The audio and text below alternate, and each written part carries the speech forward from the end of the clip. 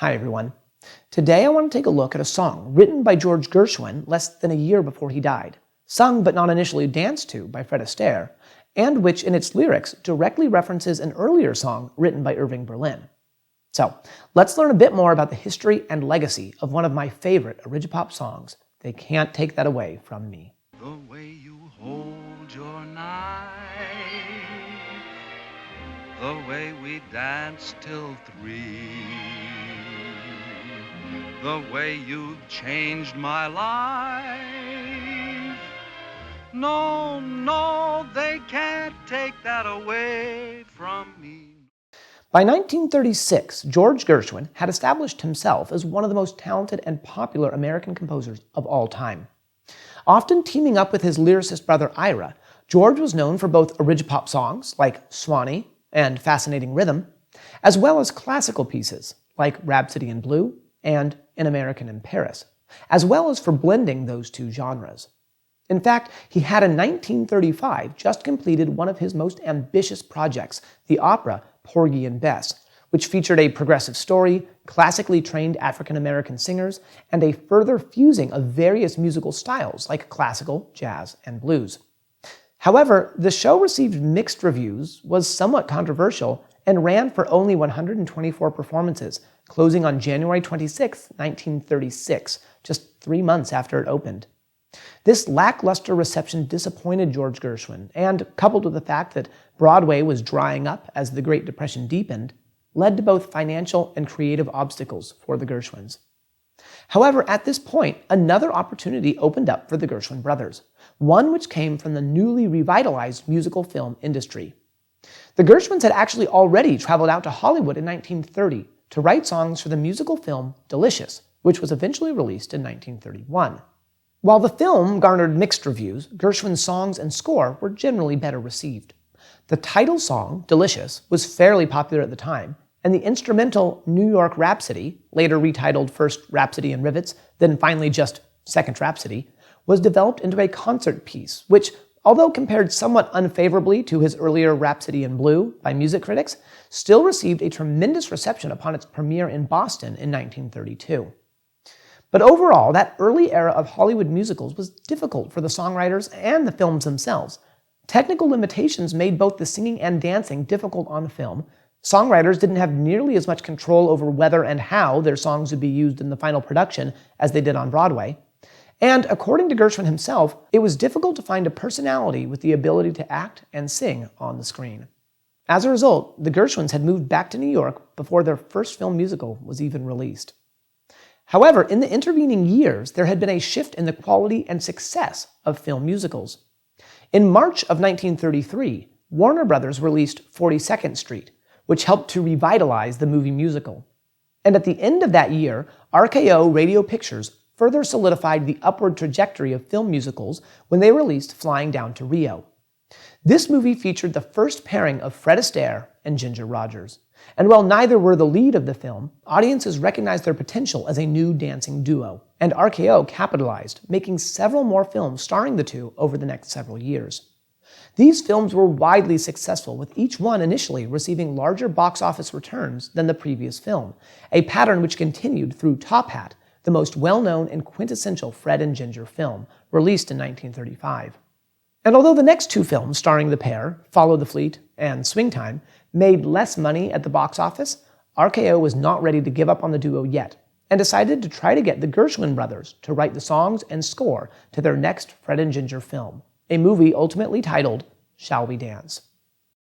At around the same time, fellow songwriter Irving Berlin, who had just written several widely acclaimed songs for Top Hat and Follow the Fleet, wrote to George Gershwin saying that there was no setup in Hollywood that compares with doing an Astaire picture.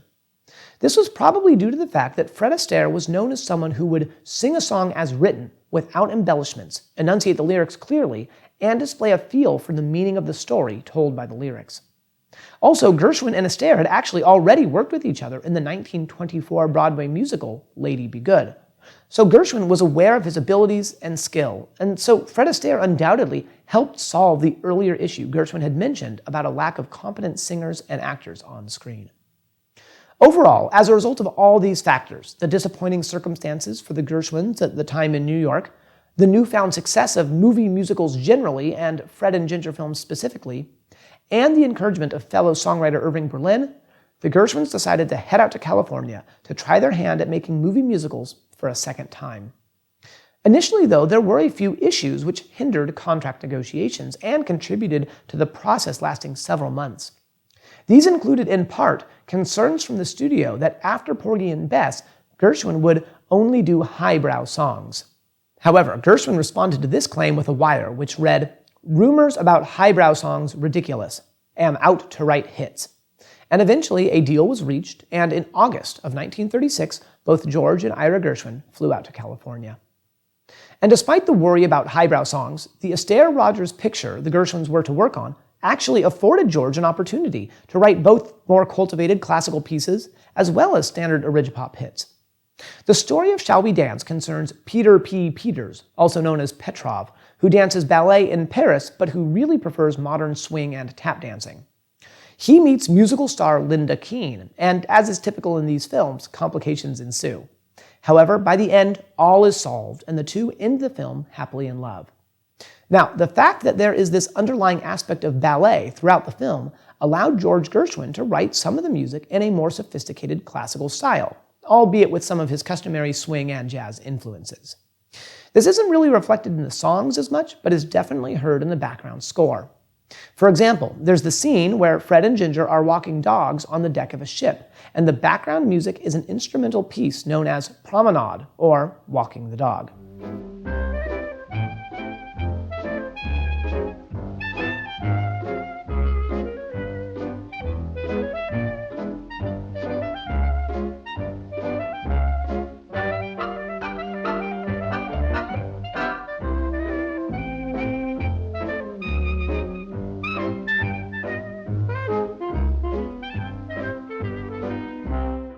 While there were several other instrumental pieces written for and heard in the background score of the film, including Hochter's Ballet, a piece written for full orchestra and heard at the end of the film during a dance by ballerina Harriet Hochter, Promenade is the most famous and well-known of all the instrumental pieces written by Gershwin for the background score of Shall We Dance, and has been frequently recorded and even played from time to time on classical music radio stations. The songs in the film, in contrast, are much more in a standard arigipop vein. And that's not to say that they were basic or not as good as the rest of the score or their earlier songs. In fact, one analysis states that, compared to Porgy and Bess, Gershwin's final songs were in fact simpler and in many ways better. And Ira Gershwin once said that all the songs they wrote for the film were smart. In fact, maybe that was a mistake to put so many smart songs in one picture. And Ira isn't wrong in his assessment. Among the catchy and clever songs they wrote for the film are Slap That Bass, I've Got Beginner's Luck, They All Laughed, and Let's Call the Whole Thing Off, the last of which is a very popular song known for its funny and witty lyrics, as well as for being the song Fred and Ginger danced to on roller skates. It has also survived well beyond just this film. It's been covered by many artists, including Ella Fitzgerald, Louis Armstrong, and even Willie Nelson recently, and has also been used in television and other movies, including When Harry Met Sally. But perhaps the most memorable song from this film is the iconic and beautiful ballad, They Can't Take That Away From Me. So let's take a look at that now. Here's the sheet music, and we can see that it starts off with a piano intro, then introductory verse, then is followed by the chorus, which follows the standard AA-BA form. Like the other songs in this film, and actually many of the Fred and Ginger films, yet unusual for most other arigipop songs heard in movies at the time, the intro verse of the song is actually sung in the film. It sets up the chorus by describing the situation of two lovers who are separating, but who aren't unhappy because they will always remember the things they shared. The verse is most interesting as it directly quotes an earlier song written by Irving Berlin, as well as essentially giving him an actual citation. The second line of the verse runs, The song is ended, but as the songwriter wrote, the melody lingers on. This is a reference to the 1927 Irving Berlin song, The Song Is Ended, but the Melody Lingers On, whose title phrase is found in the first line of its chorus. Interestingly, this concept actually has origins in an even earlier Irving Berlin song, 1924's All Alone, which has the line, just like a melody that lingers on, you seem to haunt me night and day, in the first intro verse. And this line, in turn, seems to have derived from Berlin's 1919 hit, A Pretty Girl's Like a Melody, which has the lyric, "A pretty girl's like a melody that haunts you night and day." Anyways, this all just goes to show how one lyrical idea impacted 4 different songs, and even spread from one songwriter to another. Now, let's take a look at the chorus. It starts off with the same note repeated 5 times, 3/8, 1/4, and then one more eighth note, before it jumps either up or down for the final note of the phrase, a pattern that is repeated multiple times throughout the song. This use of repeated notes is not uncommon for Gershwin, and can be found in "Oh Lady Be Good," and also in the bridge of "I Got Rhythm." One analysis states that this device is compelling for jazz musicians because repeated notes build melodic tension while emphasizing rhythm and holding the door open for harmonic ingenuity. But interestingly, this was not exactly what George Gershwin had originally written. The chorus initially started off similarly with a repeated note, but there were only 3/8 notes and then 1/4 note. It was his brother Ira who suggested 2 more notes so he could fit the lyrics, "The way you wear your hat." And Ira's lyrics are also interesting. They are essentially just a list of all the things the one lover will remember about the other. For this reason, this song fits into the category of a list song, like "You're the Top," and the very similar "These Foolish Things." And at the end of each phrase, the lyric ends with the line, "They can't take that away from me." It is a song about the power of nostalgic memories and has a bittersweet and even timeless quality that helps it stand above and beyond some of the more typical love songs of the time. And yet, despite the beautiful melody and lyrics of the song, it was actually somewhat mismanaged in its original film debut. It is sung by Fred Astaire on a ferry towards the end of Shall We Dance, but unusually, it is not followed by a dance sequence. And although it is danced to a little bit by Fred Astaire and Harriet Hochter in the finale of the film, it did not receive a partner dance between Fred and Ginger that one would tend to expect in a film such as this, and especially from a song of this caliber. In addition to this, the pacing of this song is odd. It is heard at about the 80-minute mark of the film, less than 10 minutes after Let's Call the Whole Thing Off. And it's only given 1 verse and 1 chorus before fading out, lasting barely 2 minutes long. And George Gershwin is apparently quite unhappy about this. He thought quite highly of this song and believed that it had distinct potentialities of going places. He complained that the studio had not taken advantage of his songs and had thrown 1 or 2 away without any kind of plug. However, the subpar presentation of the song in the film didn't seem to affect its popularity too much. While Shall We Dance wasn't actually released until May of 1937, the song, They Can't Take That Away From Me, was first published as sheet music on February 27, 1937, and the first recording, done by Ozzie Nelson and his orchestra, was released on March 24, 1937. This was followed shortly by a Fred Astaire version featuring Johnny Green and his orchestra, released in April, and then at least 6 more covers before the end of that year. And these were very popular, with Astaire's version reaching number 1 on the charts for 10 weeks, and some of the other covers charting as well at number 6, 11, and 12 at various points in 1937. They Can't Take That Away From Me was also nominated for an Academy Award for Best Original Song, and although it ended up losing the Oscar to Sweet Leilani from the film Waikiki Wedding, it was still the only Gershwin song to receive an Oscar nomination. Unfortunately, George Gershwin didn't even live to see his song nominated. He had been having headaches since early 1937, which had been getting progressively worse, and on July 9th, he fell into a coma. After being rushed to the hospital, doctors learned that he had a brain tumor, and although they tried surgery, George Gershwin ended up passing away on the morning of July 11th, 1937, at the age of 38. But his song, They Can't Take That Away From Me, gained even greater importance after this unexpected and devastating event. Ira was lost after his brother's sudden death, and it was apparently this song that helped him gain the strength to go on. The story goes that shortly after George's death, Ira was listening to the songs from Shall We Dance, and when he heard They Can't Take That Away From Me, he felt as if George was speaking to him and saying to him, "You've got to go on, you've got to keep working." And Ira said that that was the first time that he felt he might be able to continue on in the world.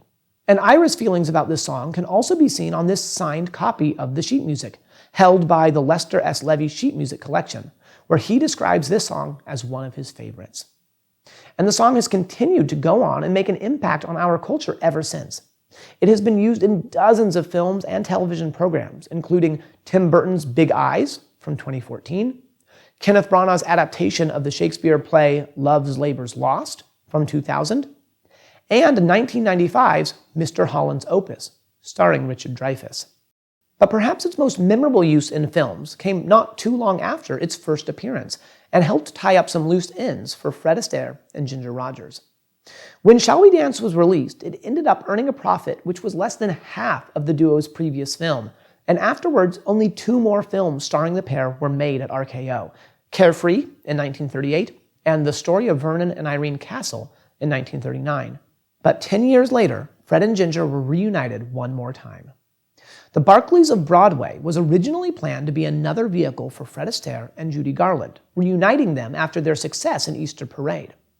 Unfortunately, Judy Garland had to drop out of the film due to the difficult situation she was going through at the time, and Ginger Rogers was brought in to replace her. This marked the 10th and final film for the iconic duo, and the movie and their professional relationship seemed to reach its zenith in the second-to-last number of the film. Although the rest of the songs were written by Harry Warren and Ira Gershwin, for that penultimate number, they decided to bring back They Can't Take That Away From Me. Harry Warren didn't love that decision, saying, "Not that I didn't like the song, but there isn't a composer alive who likes having a song by someone else interpolated into his score." But regardless, the song was a personal favorite of Ira, as we've discussed, as well as of Fred and Ginger, and was also very appropriate for the situation in the story of the film. Including the song here also finally gave this wonderful song the beautiful dance it deserved, and the dance actually ended up being one of Fred and Ginger's best and most memorable numbers. It's also worth mentioning here that this was the only time on film that Fred Astaire allowed himself to repeat a song he had performed in a previous film, further demonstrating the unique status this song had earned, even among so many other standards of the day. While this was not the last song George Gershwin wrote before his death, it is easily one of his most popular, memorable, and long-lasting. And while his legacy would have been just as impressive without it, this song helps to solidify that legacy, and goes to prove that despite his unfortunate early death, when it comes to his music and the impact it has on us, they can't take that away from me. Thanks for watching. No, no, they can't take that away from me. No, they can't take that away.